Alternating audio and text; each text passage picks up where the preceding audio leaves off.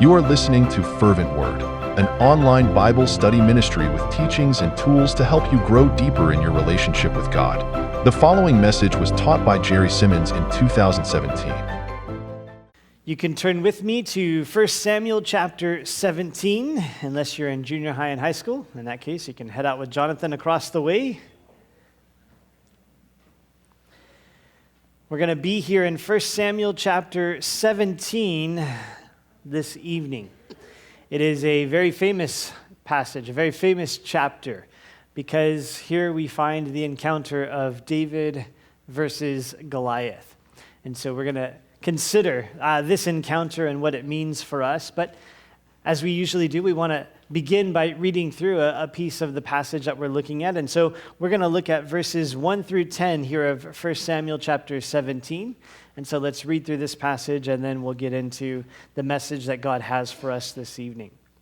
1 Samuel chapter 17, verse 1 says, "Now the Philistines gathered their armies together to battle, and were gathered at Soko, which belongs to Judah. They encamped between Soko and Asakah in Ephes Damim. And Saul and the men of Israel were gathered together, and they encamped in the valley of Elah, and drew up in battle array against the Philistines. The Philistines stood on the mountain on one side, and Israel stood on a mountain on the other side, with a valley between them. And a champion went out from the camp of the Philistines, named Goliath, from Gath, whose height was 6 cubits and a span. He had a bronze helmet on his head, and he was armed with a coat of mail, and the weight of the coat was 5,000 shekels of bronze. And he had a bronze armor, and his legs and a bronze javelin between his shoulders. Now the staff of his spear was like a weaver's beam, and his iron spearhead weighed 600 shekels. And a shield bearer went before him." Verse 8. "Then he stood and cried out to the armies of Israel and said to them, 'Why have you come out to line up for battle? Am I not a Philistine, and you the servants of Saul? Choose a man for yourselves and let him come down to me. If he is able to fight with me and kill me, then we will be your servants.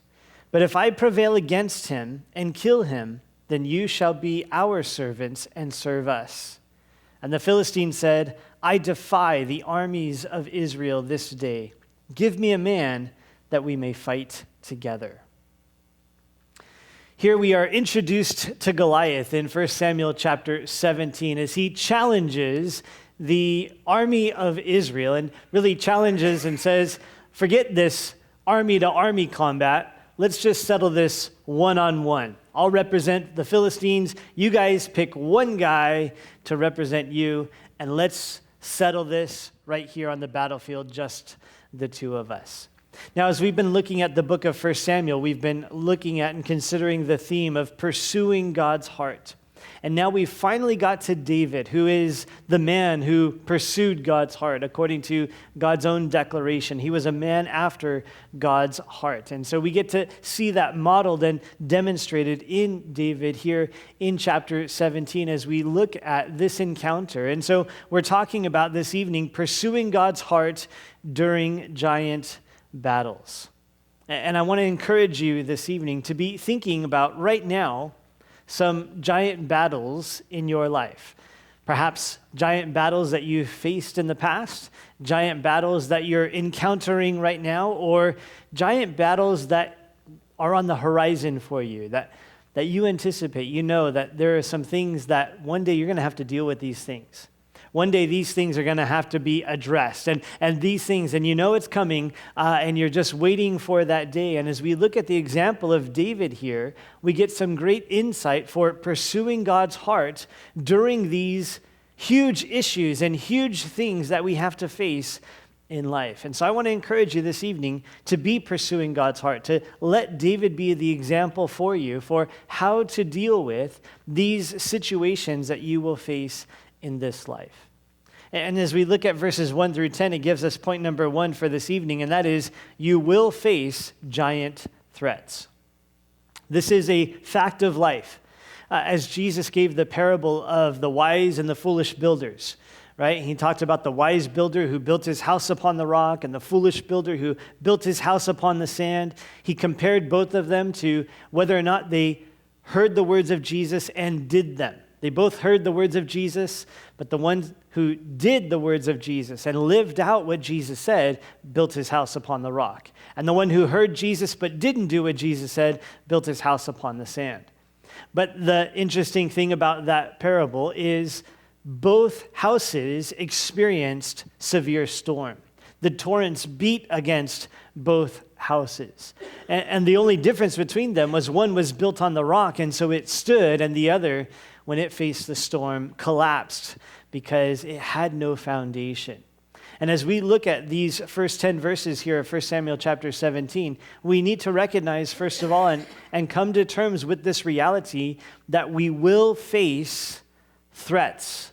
We will face dangers. Even you might describe them as giant threats or giant battles in our lives. And we talked about this a little bit last week as well, as we did an overview of the life of David in the various seasons that we go through as believers. And sometimes it's seasons of apparent failure.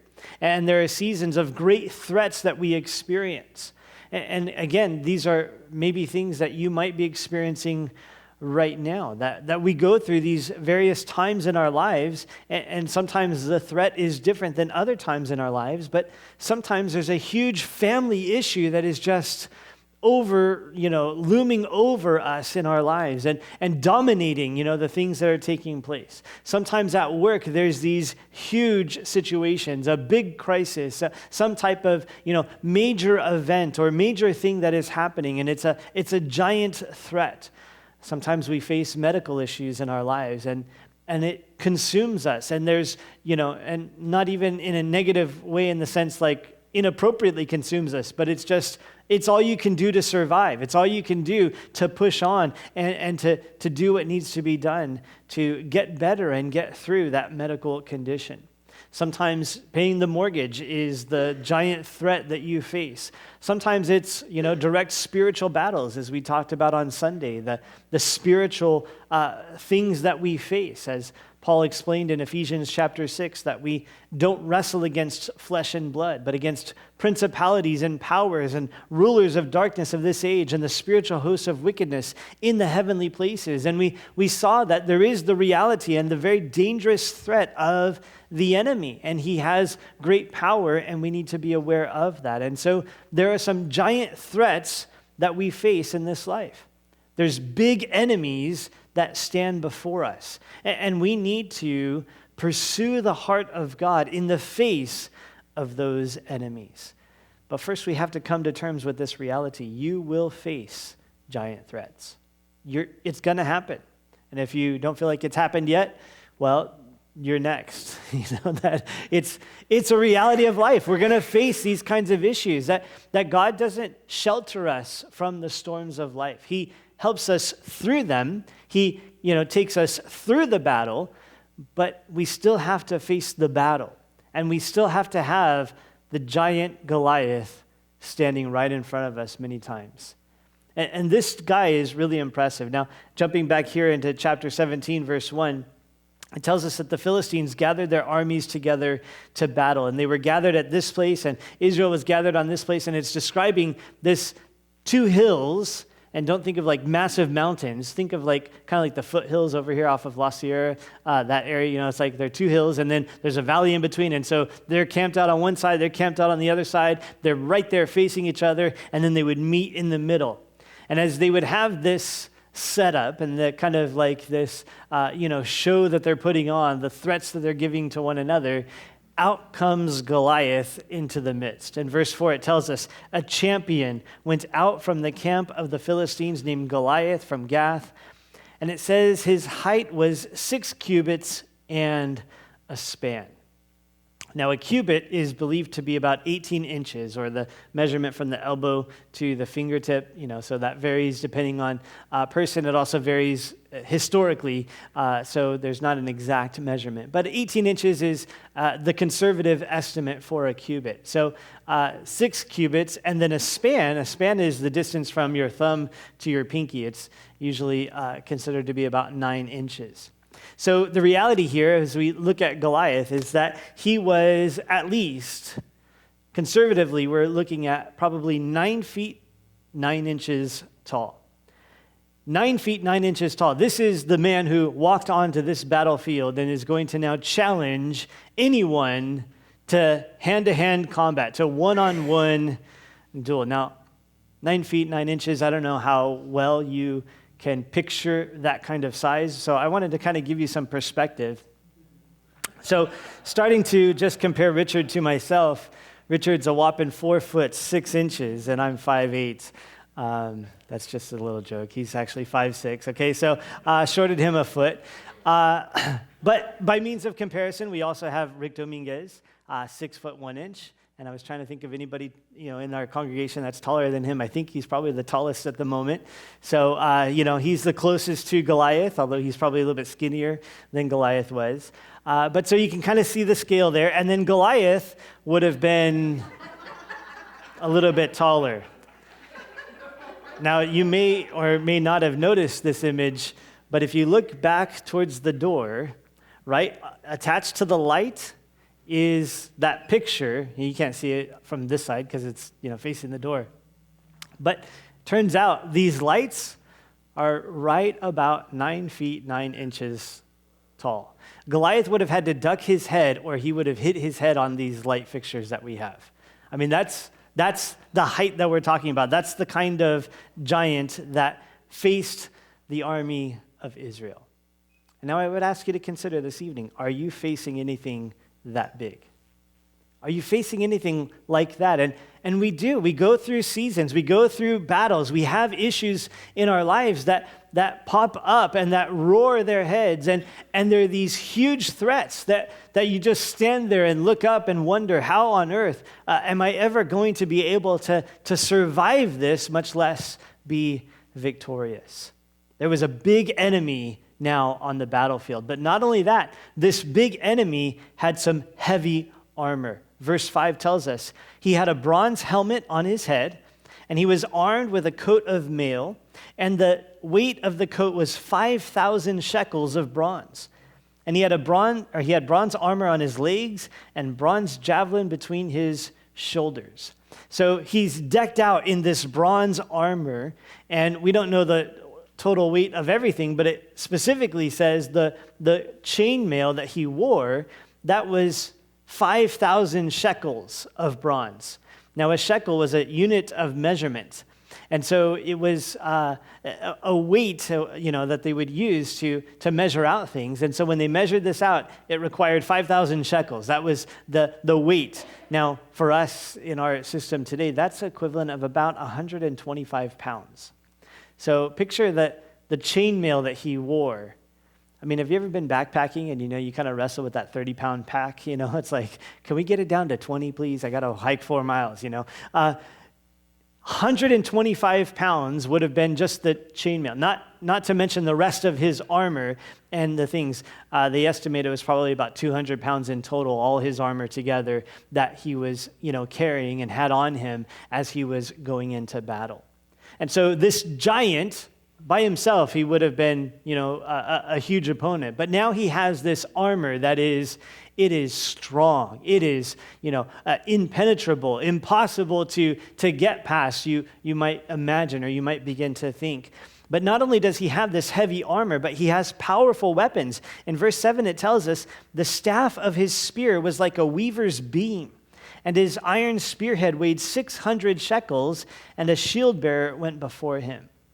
And so he had this staff for his spear, and it was like a weaver's beam, which probably doesn't mean a lot to us, but it means it was long, it was hefty. It wasn't a little stick, a little twig, that a little shepherd's staff. It was hefty. It was something to take note of. And then the spearhead weighed 600 shekels. Now, if you're good at math, you've already figured out that's probably about 15 pounds that we're talking about. Now, 15 pounds isn't heavy for a dumbbell, but for a spearhead, that's at the end of what he throws. Now, you understand, that would be a huge threat to anyone. that would be a huge threat to any kind of armor you could wear, that this would be a powerful weapon that Goliath had. So you have this big enemy with heavy armor and powerful weapons, and he has loud threats. In verse 8, it tells us, he stood and cried out to the armies of Israel and said to them, "Why have you come out to line up for battle? Am I not a Philistine, and you the servants of Saul? Choose a man for yourselves and let him come down to me. If he is able to fight with me and kill me, then we will be your servants. But if I prevail against him and kill him, then you shall be our servants and serve us." And the Philistine said, "I defy the armies of Israel this day. Give me a man that we may fight together."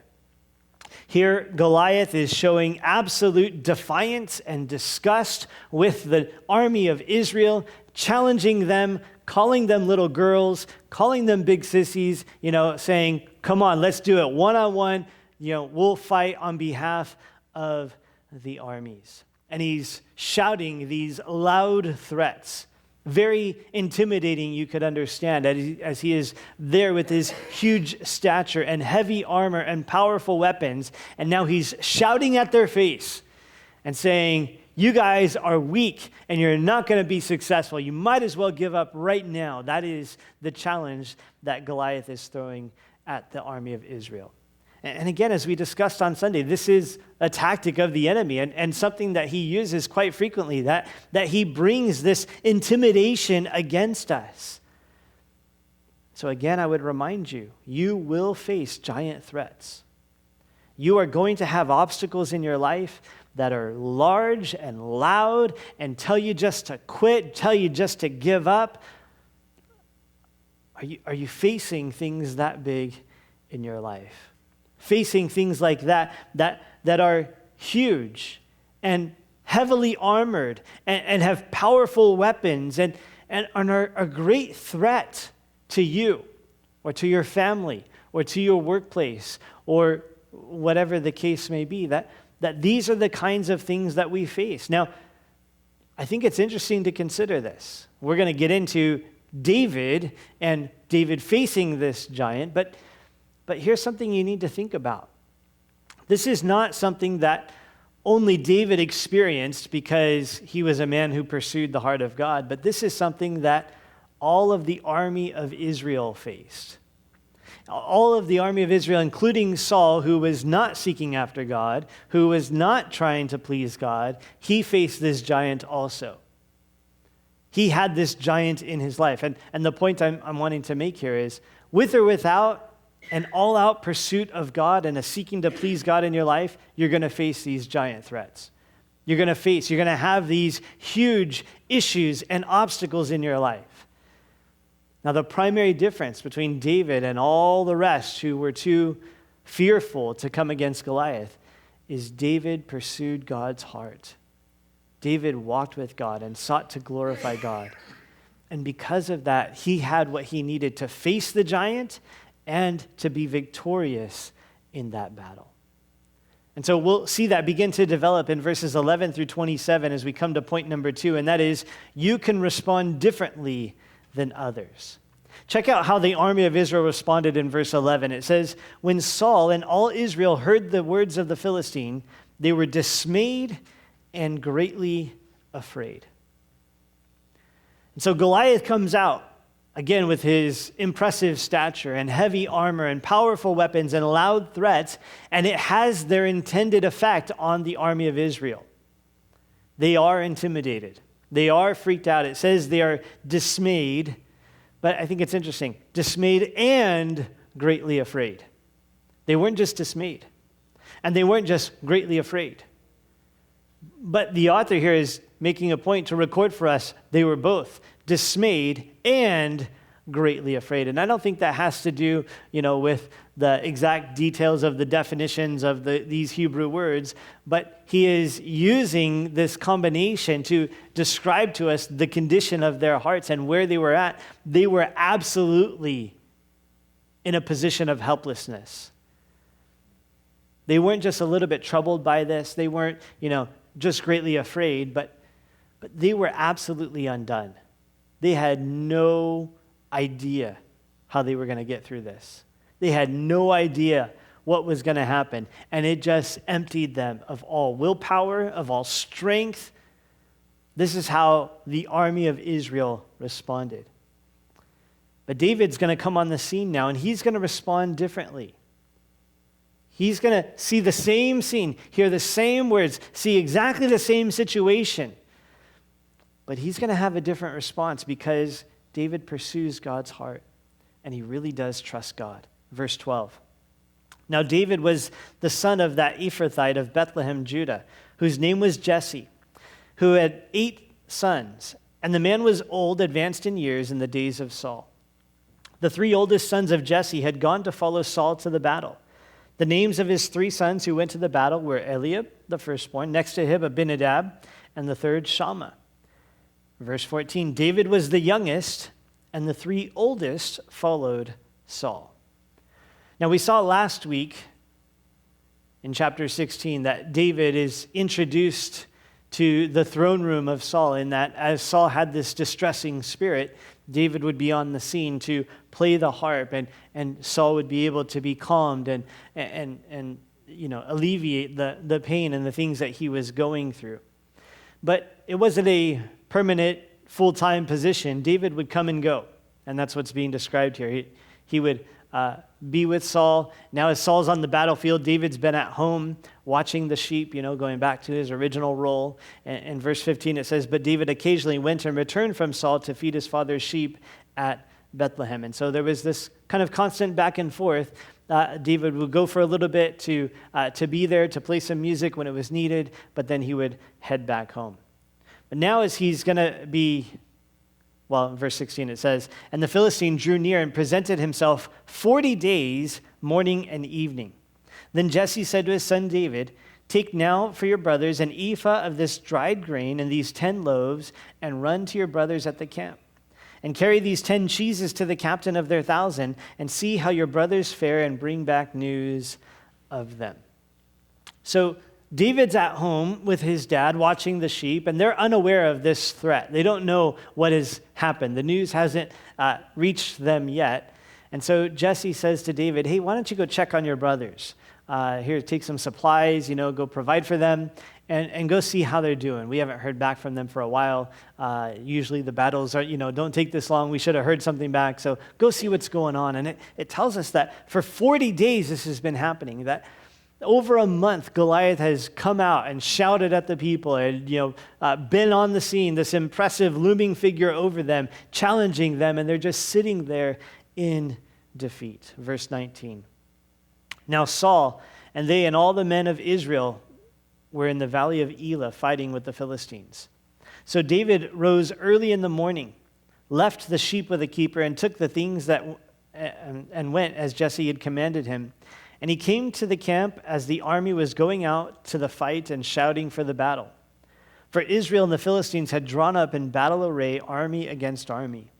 And David left his supplies in the hand of the supply keeper, ran to the army, and came and greeted his brothers. So David gets to the camp just as they're lining up again. And it seems like it was just kind of a daily routine. They would line up and shout at each other from either sides of the valley, threaten to come and attack, threaten to come and fight, and then Goliath would march out, and then everybody would just give up. Okay, never mind. And then next day they would talk themselves, okay, today we're going to do it. We're going to really go into this battle today. We're going to actually do this today. Today's the day we go fight. And so they would go line up again and shout again, and they would shout, and then Goliath would show up, and then so it just gives us this picture of this daily routine, and David shows up as Israel and the Philistines are drawn up for battle, and they're shouting, and they're psyching themselves up, and they're getting ready for the battle. Verse 23, then as he talked with them, there was the champion, the Philistine of Gath, Goliath by name, coming up from the armies of the Philistines, and he spoke according to the same words, so David heard them. Verse 24, and all the men of Israel, when they saw the man, fled from him and were dreadfully afraid. So now as David is on the scene, he gets his introduction to Goliath. He's there talking with his brothers. They're getting ready for the battle. He's, just kind of catching up, seeing how things are going. And Goliath, boom, boom, boom, boom. He shows up on the scene. And he speaks the words that we saw earlier. He challenges them. He defies the armies of Israel, calls them weaklings and little babies, and says, let's fight one-on-one. In verse 24, you can see the men of Israel, when they saw Goliath, they're still in the same condition. 40 days later, after going through this and, going through this routine day after day after day after day, they're still in the same position. They fled and were dreadfully afraid. Verse 25. So the men of Israel said, have you seen this man who has come up? Surely he has come up to defy Israel, and it shall be that the man who kills him, the king will enrich with great riches, will give him his daughter, and give his father's house exemption from taxes in Israel. David's new on the scene, and so the guys around him begin, have you seen this guy? Check this guy out. He's 9 feet, 9 inches tall. He's got this huge armor. He's got these powerful weapons. And man, Saul's given some great promises for whoever could defeat this guy, but we don't know who could defeat this guy. None of us are bold enough to step up and to do it. Now again, I would ask you to consider this evening, are you facing anything this big? And there are things that we face in life, and there are things that we go through that cause people to behave just like the army of Israel, to be dismayed and greatly afraid. Verse 11. And verse 24, to flee and to be dreadfully afraid. When you go through those situations that everybody else is freaked out about, overwhelmed by, do you have that same reaction as the people around you? Or do you have a different reaction? And the point is, you can respond differently than everybody else. It is pretty common for us to kind of get caught up with and sucked into the same kind of responses, So the boss comes and says, look, it's going to be rough, but here's the new deadline for this project. And then everybody's like freaked out and grumbling and complaining, and, you don't have to respond just like everybody else does. The family gets the news. Here's the situation. Things aren't like what we expected. They aren't like what we thought. And all of the family freaks out. But you can respond differently than others. You don't have to have the same approach and outlook as everybody else. Notice how David responds here in verse 26. It says, then David spoke to the men who stood by him, saying, what shall be done for the man who kills this Philistine and takes away the reproach from Israel? For who is this uncircumcised Philistine that he should defy the armies of the living God? Verse 27, and the people answered him in this manner, saying, so shall it be done for the man who kills him. David's response is not like the response of everybody else. They're fleeing, they're running, they're hiding, they're dreadfully afraid. David's like, what did you say the reward was? You can already tell right here. We're not even into the part where he's, getting bold and declaring what he wants to do, but you can already tell he's interested. This looks like an interesting possibility here. What did you say the prize was? I could do this. You can see the heart of David here that he's ready to face this battle. It's his first encounter.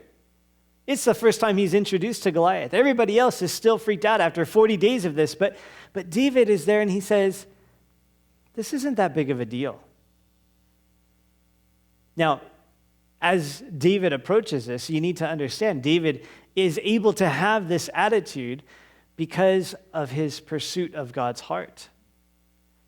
And you can see in verse 26 at the end, he says, who is this uncircumcised Philistine that he should defy the armies of the living God? David is not out for his own glory, and we'll deal with that more in a minute, but he's not just, one of those guys who's just always looking for a fight, and never saw a fight that he didn't want to be part of. That's not what David was like. It's not that he was just thirsty. He just wanted something challenging. He just wanted to do something crazy, because he woke up with a crazy, itch today, and he just like, I'm going to do something crazy. But what really struck at the heart of David is this guy is defying the armies of God. He's coming against God. And it's God's glory, it's God's honor that's at stake. And so David here is interested in the opportunity. I will step up to defend the honor of God, David says. I will step up to do the work of God. I will step up because I want God to be glorified and honored before the Philistines and before the nation of Israel. And this heart, again, it's about pursuing the heart of God. What does God want in this situation? What does God want in this scene? And how does he want us to react? And let me just remind you that you have the choice. You can respond differently than everybody else. That you can make the choice to respond in a way that honors God and that represents God, that reflects the heart of God. I don't know what you're facing, and if you're facing anything this big, so big that even everybody around you is freaked out and greatly afraid and dismayed and dreadfully afraid and unable to face the issue at hand.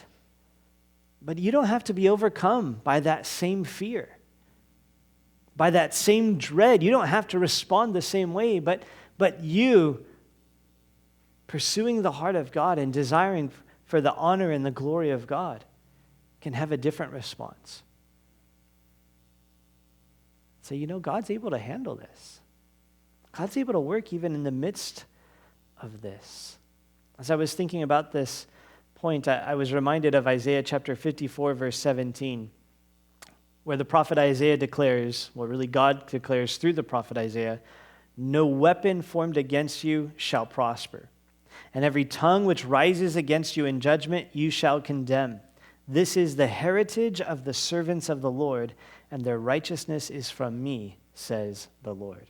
Here's what God says: no weapon formed against you shall prosper. Now, don't mistake and try to take this and twist it to mean that you won't have any battles, or even that you won't have any defeats. But no weapon formed against you shall prosper. The enemy will not have his way. This is your heritage as a servant of the Lord. This is your rightful place, that God will have his way in your life. And no matter what the enemy brings against you, he doesn't get to have his way. Your heritage as a servant of the Lord is that God is on the throne, and he will complete the work that he began in you. And so we have this great promise. And that's a good reminder of why we don't have to respond like everybody else does. We respond sometimes like there is no hope, even though we have these promises from God. We respond as if the weapons formed against us will prosper, even though we have this promise that it won't prosper. We respond like everything's not going to work out together for good, when we have the promise that God will work all things together for good to those who love him and are the called according to his purpose. We respond, well, remember what Paul wrote to the Thessalonians? As they were worried about and concerned about the believers who had died, and they thought, man, they've missed out on the rapture, they've missed out on what God has in store. And Paul says, look, you need to understand, we're going to be caught up together to meet them. And he uses that to explain, look, so when a believer dies, we sorrow, but not as those who have no hope. We respond differently than others because we have these promises of God. We have these words of God. We have what God has declared to us. And so we can face the same giant. We can face the same situation, but that doesn't mean that we have to. Now, this is an important point because it is very easy to get caught up in the crowd and their response. And when everybody else around you is freaking out, giving up, it's easy to just fall in line and to be right along there with them. But I want to encourage you this evening, as one who is pursuing God's heart, you don't have to give up when everybody else gives up. You don't have to freak out when everybody else freaks out. You can choose to trust God and seek to honor God even in the midst of this huge battle that you are now going to face. And that's what David does here. He's seeking the honor of God. He's He's saying, look, this guy is fighting against God. It's kind of like we read about Jonathan a few chapters earlier. Jonathan came to the conclusion, all of a sudden one day he realized, God's big. And he can save us if it's just a couple people. He doesn't need a whole army to save us. And he goes and he tests the waters, and God uses him to start a great victory. And David here has that same heart. He's saying, look, it's not about me. It's not like David is saying, I'm so amazing. Goliath will be no problem. He's saying, Goliath is trying to fight against God, and God's bigger. This isn't that big of a deal when you compare Goliath to God. You compare Goliath to Richard, and there's a substantial difference. But you compare Goliath to God, and it's the reversed substantial difference, that Goliath is nothing. And the things that we face, although they're massive for us, if you zoom out enough to see God in the picture, you'll see that God is much bigger than anything that we face. So big that he can handle the problems that we're in and the issues that we face, and he can arrange them for good for those who love him and are called according to his purpose. And so our job is to focus on loving him, pursuing the heart of God. But as we pursue the heart of God, in the midst of these difficulties, in the midst of these giant battles, moving on now to verses 28 through 39, you also need to understand that you will experience resistance from others. That's point number 3. You're going to face giant battles. There's going to be great threats in your life. And many people around you in the same circumstances are just going to be undone and have nothing left and give up. But you don't have to respond that way. But understand that as you choose to not respond the same way, there will be some resistance. And if you're not prepared for this can be very discouraging, and it can suck the wind out of your sails. You need to understand right up front, right at the get-go, as you seek to honor God, especially as everybody else around you is just given up in that pursuit, there is going to be some pushback to your decision to glorify God and pursue God's heart even in the midst of this battle. You will experience resistance from others. Verse 28. Now Eliab, his oldest brother, heard when he spoke to the men. And Eliab's anger was aroused against David, and he said, "Why did you come down here? And with whom have you left those few sheep in the wilderness? I know your pride and the insolence of your heart, for you have come down to see the battle." Here David gets some pushback. He gets some resistance. As everybody else is freaked out and given up, and David says, what'd you guys say the prize was? I might be interested in that. I might fight this guy. I might be willing to do that. And his brother Eliab overhears. And here comes the judgment and the accusation. David, your heart is wrong. David, you have no idea what you're talking about. Your pride and the insolence of your heart, you've come down here to see this battle. And there's this disgust that Eliab has for David as he judges David's heart. Now, it's not accurate. It's not the truth. But it's the accusation, it's the judgment that Eliab brings. And check out David's response. He just gives some gentle truth. And David said, "What have I done now? Is there not a cause? I haven't done anything wrong. Look, there's a reason. There's a Goliath." And he just goes on in verse 30. Then he turned from him toward another and said the same thing, and these people answered him as the first ones did. Hey, I might be interested. What did you guys say the reward was again? What's going to happen if this guy is defeated? David is falsely accused. But what does he do? He just carries on. His motives are questioned. What does he do? He just gently says the truth and just carries on. Listen, this is really important because sometimes it hits us out of left field, and it's your brother. You wouldn't expect that judgment and that accusation to come from them, but here's your brother saying, "Dude, you're just messed up. You're wrong. Your heart's wrong. You're way off." And we can be rebuked even though we're pursuing the heart of God. And at that time, there's a temptation. There's a very real temptation to stop pursuing the heart of God and to give up on what He has prompted in your heart. And so be ready. There will be some pushback. You will experience resistance from others. And let me just say that sometimes we're familiar with this. This isn't like, I can't believe that would ever happen. I mean, we know this even before we read these verses, right? We've experienced that in our lives.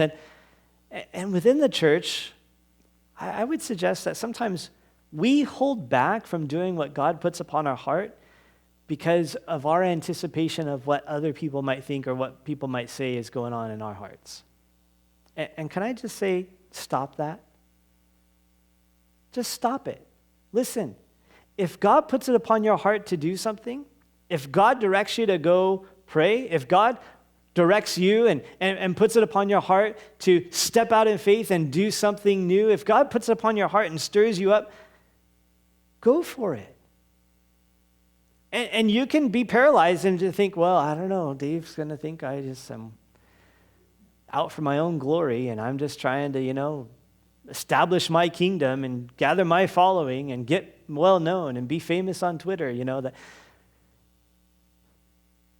And we can talk ourselves out of what God has put upon our heart by worrying about what everybody else is going to think. Now, there is absolutely room for wise counsel, and we receive from one another, and that's absolute room for that.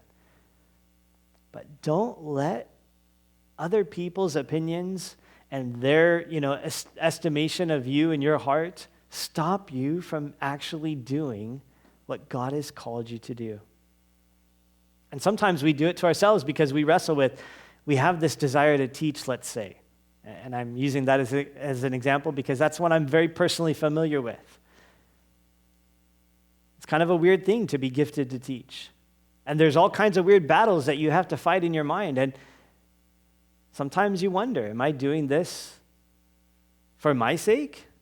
Do I have this desire to teach for my sake? Is it for me? Is it because I want to be well known or liked or, even preparing a message? Am I working hard to prepare this message because I want to be a good teacher and be thought of as a good teacher? I want to, come across this way? Or am I preparing and working on this for your benefit and for God's glory? There's all these battles that we have to face in our mind. But listen, don't quit because there are those battles. If God's put it on your heart to teach, then pursue it. Develop that gift. Learn how to teach and volunteer and offer to teach. And sometimes it's like, I can't believe he offered to teach. He just wants the glory. It's like, no, if God's stirring that in your heart, then make yourself available. Look for opportunity and go forward with what God's put upon your heart. Now, I'm just using teaching as an example, but you get the point. Whatever God stirred upon your heart, you go for what God has said. You do what God has said. Make sure it's from God. Make sure it's the Lord stirring you and prompting you, and that's, where feedback and people around us can be extremely valuable, especially those that God has placed over us in authority. But so many times I think we hold ourselves back and talk ourselves out of what God wants us to do because we're so concerned about what other people might think or say or talk about us, trying to figure out whether or not, we're in it for our own selves or in it for God's glory. Ambition to serve God is good. Paul told Timothy, this is a faithful saying. If a man desires the position of a bishop, he desires a good work. He goes on to say, here's the qualities, here's the character. And you can't, remove that and just say, hey, you desire it, great, you have it. No, there's qualifications, there's character. You have to have character. You have to be one who actually pursues the heart of God. But listen, if you're desiring to please God and to know God and walk with God, and he puts things upon your heart, then do what God has called you to do. Regardless of if your brother stands there and says, you just want glory, you just want this, you're just thinking about that. And when that happens, because it will happen, just carry on like David did. Just keep on pressing forward. No, God's stirring something in my heart. I know my brother says this about me, but what does God want to do? Verse 31. Now when the words which David spoke were heard, they reported them to Saul, and he sent for him. Then David said to Saul, let no man's heart fail because of him. Your servant will go and fight with this Philistine. And Saul said to David, you are not able to go against this Philistine and fight with him, for you are a youth, and he a man of war from his youth. This scene is so comical as you kind of picture it in your head, right? Here's David. Now, we don't know exactly how old he was, but most likely he's a teenager. He's not, full grown. He's not this massive, I can't think of any modern day wrestlers. Hulk Hogan is the only one I can think of. That's a long time ago. John Cena or something like that. Anyways, he's not The Rock. There we go. He's not The Rock, okay? He's not just like if the people were lined up, you'd be like, oh yeah, David, that's the guy I want to fight Goliath. No, he's just a kid. And he's not normally a warrior. He's usually got a harp. He's out in the field watching sheep. He's like, he becomes a warrior. Okay, so don't get me wrong. He could fight. But you understand, that wasn't like his life. That wasn't like who he was. It wasn't like the natural thing, like, oh yeah, pick David. He's the natural one to do this. And so here's David standing before King Saul, who is a head and shoulder above everybody else. Remember King Saul? He's tall, probably taller than Rick, right? So if there's anybody who's close to matching Goliath, it's King Saul. But he's sitting there scared. He's not going to do it. And here comes this little kid. He says, hey, don't let everybody freak out. I'll go fight him. Like, you dumb kid, you think you can just do whatever you want. It's not going to be easy, He's not going to go easy on you. And Saul says to David, you can't go against him. You're a youth. You're just a kid. He's been fighting since he was a kid. He's going to take you out easily. And again, we see you will experience resistance from others. And you say, hey, I want to go do that work for God. And here comes Dave again, man, big discourager. He says, you can't do that. You're just barely a brand new Christian. Yeah. How do you expect to be able to do that? You don't even have your own life together. How do you expect to be able to do that for God? How do you expect to be able to, accomplish that or pray for that person or do this or do that? And sometimes it's someone around us. Sometimes it's the enemy just speaking to our own minds. But there comes this discouragement. Again, everybody else facing this is just giving up, and there is pressure for us to give up too. But David, a man who pursues God's heart, he presses on. Saul says, no, you can't fight him. But verse 34, but David said to Saul, your servant used to keep his father's sheep. And when a lion or bear came and took a lamb out of the flock, I went out after it and struck it and delivered the lamb from its mouth. And when it arose against me, I caught it by its beard and struck it and killed it. David here, in response to Saul saying, you're just a kid, what do you know? He says, no, I fought a lion. I fought a bear. And this isn't David just, humble brag, like trying to say, no, you don't know how serious I am. I'm really impressive, Saul. Once you get to know me, you'll recognize how impressive I am. No, David is recognizing God was with me then, so I can trust him to be with me in this. Verse 36, your servant has killed both lion and bear, and this uncircumcised Philistine will be like one of them, seeing he has defied the armies of the living God. Moreover, David said, notice, the Lord who delivered me from the paw of the lion and the paw of the bear, he will deliver me from the hand of this Philistine. And Saul said to David, go, and the Lord be with you. You could see here very clearly, David's confidence is not in his techniques or his strength or his experience. His confidence is in the Lord. God has delivered me from lions. God has delivered me from bears. And this uncircumcised Philistine, this guy who's fighting against God, God's going to protect me against that. I can trust God in this situation. That's what David is saying. And so Saul says, go, and may the Lord be with you. Now again, this whole scene, I just can't wrap my mind around being in Saul's shoes and saying, okay, kid, yeah, go ahead. just send a little kid to slaughter. Like Saul has become so defeated in his lack of pursuit of God, he's willing to just let some dumb kid go. I'm speaking from Saul's perspective, right? That he's just so given up. But David is here saying, no, listen, I have experience. God has worked in the past, and I trust God to continue to work. As you face these experiences, as you face these giant battles, call back to memory those previous battles that God has delivered you from. And let that be an encouragement for you and a model and a reminder. God's gotten me out of those situations before. He's worked mightily on my behalf before. Here is David. He really does trust God. So Saul says, okay, I'll let you go, but you got to do it my way. Verse 38. So Saul clothed David with his armor, and he put a bronze helmet on his head. He also clothed him with a coat of mail.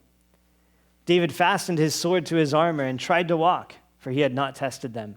And David said to Saul, I cannot walk with these, for I have not tested them. So David took them off. Saul says, okay, you can go, kid, but here, put on all this armor. And, I don't know where Saul's mind and heart was at this time, but maybe he kind of hoped, well, David will put this on and realize, oh yeah, I'm no match for Goliath. Look, I can't even fit Saul's armor. Remember Saul? He was tall. He was big. He was impressive in size. And so here's David, and he's like, I can't even walk in this, kind of like falling over. Again, it's kind of a comical scene when I play it over in my head. Maybe it wasn't as funny as it looks in my head, but he could barely walk. He can't even move around, and he says, I can't wear this. This isn't mine. This isn't for me. I haven't tested this. David is saying, I need to go with what I know, with what I have experience with. And so he's going to go forward now. Now, he experiences resistance from his brother, judging him and accusing him. He experienced, the discouragement of Saul, and then the direction of like, here, you have to do it this way. If you're going to battle, here's how we battle. But David's going to do something completely and radically different. He's going to approach the battle in a way that no strategist would have ever come up with. Because David is a man who pursues the heart of God. He's going to battle with God's plan. He's going to battle with God's strategy. And again, this is where we need to be. Following the example of David, are you facing something big? Are you willing to go forward, but there's that resistance, there's that judgment, there's that direction. You have to do it this way, and it just doesn't fit. It doesn't fit what God's put upon your heart. I like what Dave Guzik says about this. He says, often people try to fight with another person's armor. They see God do something wonderful through someone else, and then they try to copy it without really making it their own. This is never how God's work is most effectively done. Sometimes we're going to go fight the battle, and it's someone else trying to impose upon us certain things. Sometimes it's us looking at, oh, look at Saul's armor. Man, I could really be effective if I wore that. Look at how he leads worship. Look at how he does this. Look at how he handles his family. Look at how he is in the workplace. And we think, that's the formula. If I just put those same pieces of armor on, then it'll be effective. But the reality that we learn from this as we go forward looking at David, there really is no substitute for you having a real relationship with God and hearing from him and doing what he puts upon your heart. And if you're just trying to copy other people, you're trying to wear Saul's armor, you're not going to be effective. We got to pursue God's heart. We got to give ourselves to know God and to want to please God above all else and above everything else. Well, finishing it up now in verses 40 through 54, we have point number 4, and that is, you must know God, trust God, and glorify God. Verse 40, then he took his staff in his hand, and he chose for himself 5 smooth stones from the brook, and put them in a shepherd's bag in a pouch which he had, and his sling was in his hand, and he drew near to the Philistine. And so here we see David doing something radically different. He doesn't reach, into the armory. He doesn't go throughout the army, hey, anybody my size? I'm going to go face Goliath. Anybody have something I could wear? What does he do? He takes his staff. He goes and gets a few small stones from the brook, and he draws near the Philistine. Doesn't make sense. This isn't master strategy. This isn't some ingenious plan. The only thing that's ingenious is that David has heard from God, and he's seeking to glorify God.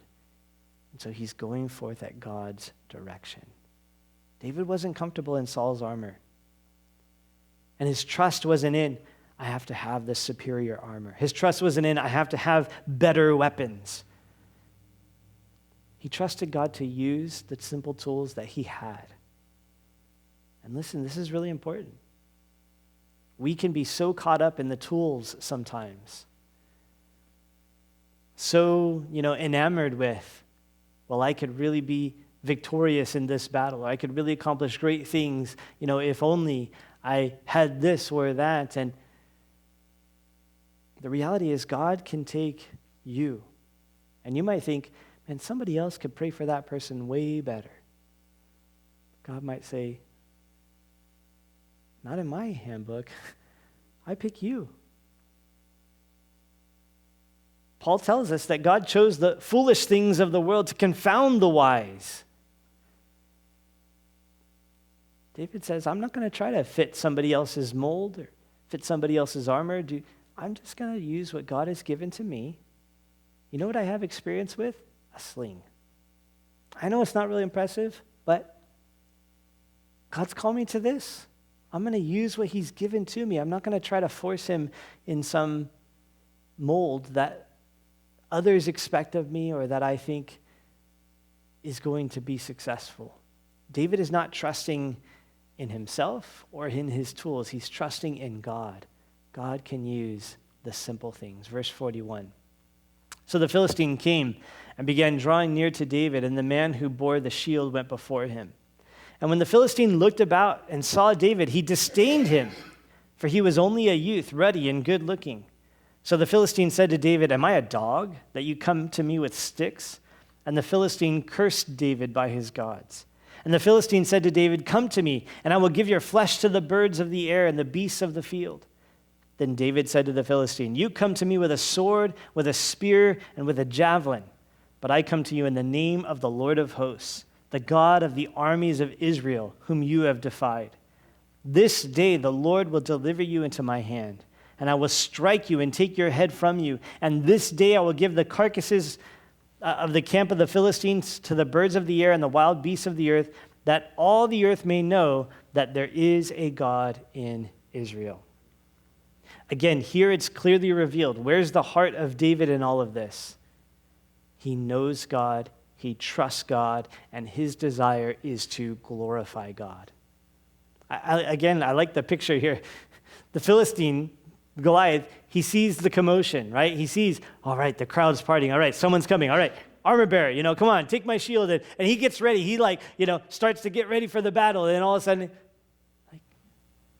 he's a giant. I imagine giants have bad eyes. A little kid? You think I'm a dog? What is this? He's just as perplexed as we are looking at, Saul, you let this little kid come fight me? What's wrong with you? He's cursing David, defying God, trusting in his armor and his strength. And David calls him out on that and says, you come to me with the sword and the spear, but I come to you in the name of the Lord. I am here for God. I am here for God's glory. And this day the Lord will deliver you into my hand. And notice he says at the end of verse 46, that all the earth may know that there is a God in Israel. David's heart, David's desire is for God to be known and for God to be glorified. This is the heart of David because he pursues God's heart. He really wants God to be known. And this is the key for any battle that we face and any giant that we face. This needs to be our heart. This needs to be our desire. And I said, look, if God's stirring something in your heart, go for it. But also, make this your desire. Make this your passion, that all the world would know that there is a God. God loves to use simple vessels so that I don't get the credit and I don't get the glory, but God has chosen the foolish things of this world that he might be glorified. There's going to be great threats. There's going to be great opportunities. Either way, pursue the heart of God and go forward and do what God has put upon your heart for the glory of God. That's what David desired. Verse 47, then all this assembly shall know that the Lord does not save with sword and spear, for the battle is the Lord's, and he will give you into our hands. We don't wrestle against flesh and blood, David said. That's not the real battle. It's not with sword and spear that God is concerned. I don't know how we're going to get victory over the Philistines because we're missing a couple swords. God's not concerned about that. He doesn't need those weapons. He doesn't need the normal conventional type things. And David's willing to trust God and go with what he has as God prompts his heart. Verse 48. So it was when the Philistine arose and came and drew near to meet David, that David hurried and ran toward the army to meet the Philistine. Then David put his hand in his bag, took out a stone, and he slung it and struck the Philistine in his forehead so that the stone sank into his forehead, and he fell on his face to the earth. So David prevailed over the Philistine with a sling and a stone, and struck the Philistine and killed him, but there was no sword in the hand of David. Therefore David ran and stood over the Philistine, took his sword, and drew it out of his sheath, and killed him, and cut off his head with it. And the Philistines saw that their champion was dead, and they fled.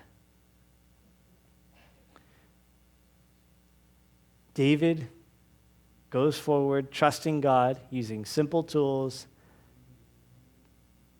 He invests himself. He puts himself on the line. He hurries and runs towards the army to meet the Philistine. And God directs that stone right where it needs to go. One shot, boom, Goliath is down. Because David pursued the heart of God. This isn't just random. I mentioned it before. It's not just David, he just liked to pick a fight and just wanted a good challenge. The Lord was prompting David's heart. Through all of this, the Lord was stirring this up. Because David was pursuing the heart of God. He was wanting to know God. God has already declared, this is a man after my own heart. This is one who is seeking to glorify me. God says, I can use that kind of person. They're going to be successful against all kinds of giants. They're going to have victories.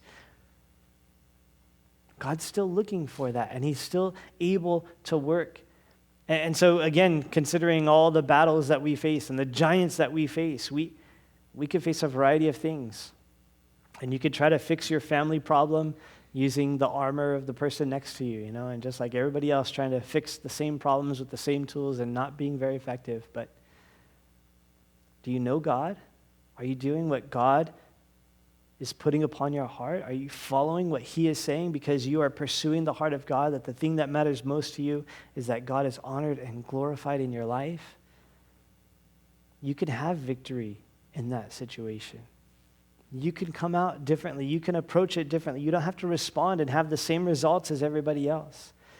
In the workplace, when everybody else is dismayed and broken up and just defeated, you don't have to have the same attitude, the same heart. When everybody else is just given in to the same corrupt behavior, you don't have to just give in to the same corrupt behavior.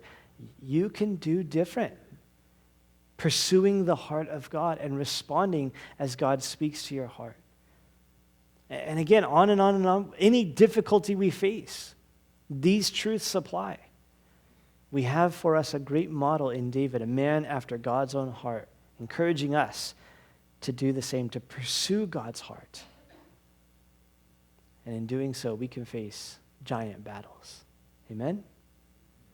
And so let's take some time just to do that this evening, to begin to pursue the heart of God. Kim's going to lead us in a song, and as she does, let's Let's just call out to God and seek to know him and seek to honor him.